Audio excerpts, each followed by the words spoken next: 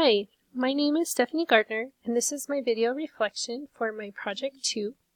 I did my project on instructional videos for how to make a tissue palm. It is a tissue paper craft that is used for decoration.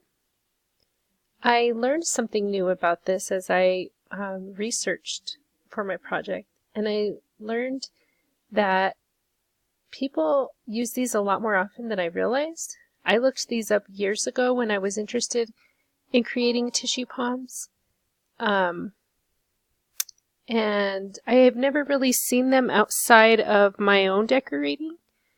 I didn't realize how popular they were. In fact, I even found them on Martha Stewart wedding website. She suggested using them for weddings, and I was really surprised to learn that people actually do use these for formal events. So that was interesting to learn. The purpose of my video is to teach people step by step how to create a tissue palm. I attempted to achieve that purpose by creating a slideshow, which I later turned into a video, which included audio or verbal communication, as well as the visuals that you see here, which are photographs of me completing the process. I thought that this was really useful for a crafting video because I know in the past I have used instructions to create crafting items, and it can be difficult to follow along and find the step that maybe you're struggling to achieve. If it's just a video that runs through someone doing it, it's a little easier, in my opinion, when I can see step 3, oh, that's the one I need help with. And I can reread it, I could re-listen to it, I could view what they did again. So I decided to take this route because I thought it did a really good job of differentiating the steps all along the way, making it easier to refer back to, which is often what happens when you're creating a craft for the first time. I realized that my audience could be expert crafters or people who have never crafted before but are interested in making these. So I tried to keep it as simple as possible. I included visuals on every slide because I feel like it really supports the written instruction. Sometimes written instruction is hard to convey exactly what you're doing, and visuals are necessary, so I did that.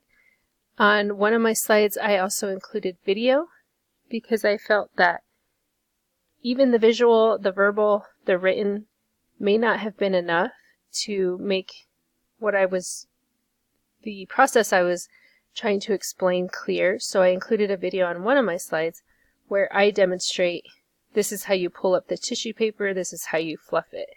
Hopefully that was helpful to my viewers. And lastly, the thing that I would like my instructor to know about my project is that I worked really hard to focus on audience needs.